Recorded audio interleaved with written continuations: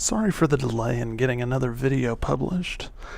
My wife and I just had our second child, and life has gotten a little more hectic and sleepless than we expected. Anyway, this week we will go over a function that lets you make your spreadsheets look a lot cleaner. Have you ever made a spreadsheet that you want to send someone and have them fill in some cells, and then it calculates an answer for them? Sometimes those calculations will cause errors until there are values in the cells that you want filled in. Today's short lesson will go over how to hide those errors without using any conditional formatting, like making the text white to blend in with the background of the cell if there's an error.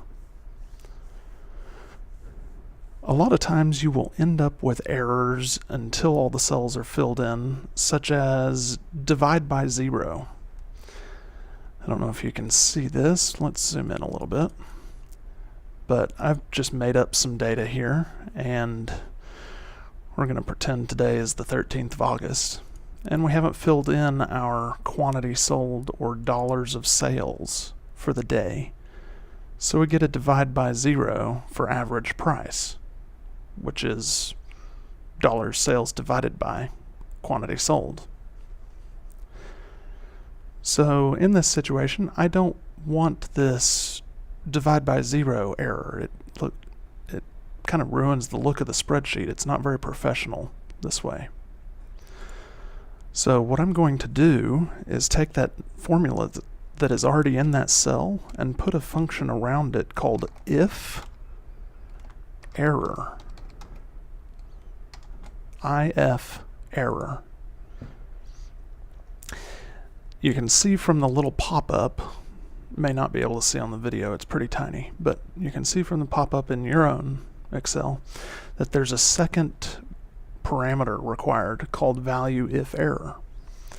That second parameter is what the cell will show if the result of that formula that was already in there causes an error.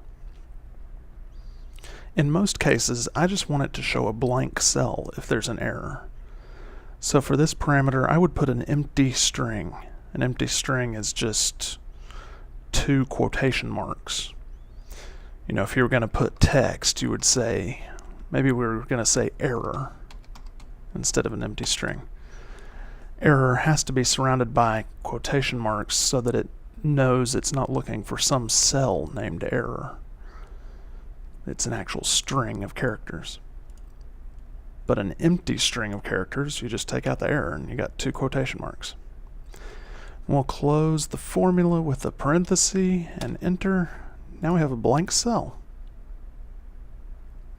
But if I add, 16 and 1, 2, 3, 4, 5.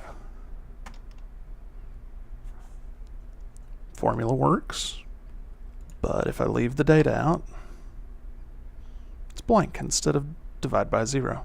Much cleaner. And I'll go ahead and copy that formula to all of these cells. There we go. So now I've got the formula still in there, but they're blank.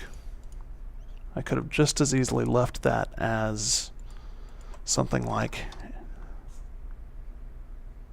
error, whatever, right there.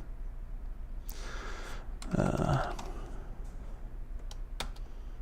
then it would just read error whenever there wasn't enough data to make the calculation work. Technically, you could even put another formula in there. I can't think of a formula that makes sense with this spreadsheet, so I won't do that, but you could. That's pretty much it for this function. Please subscribe, comment, and like this video on YouTube,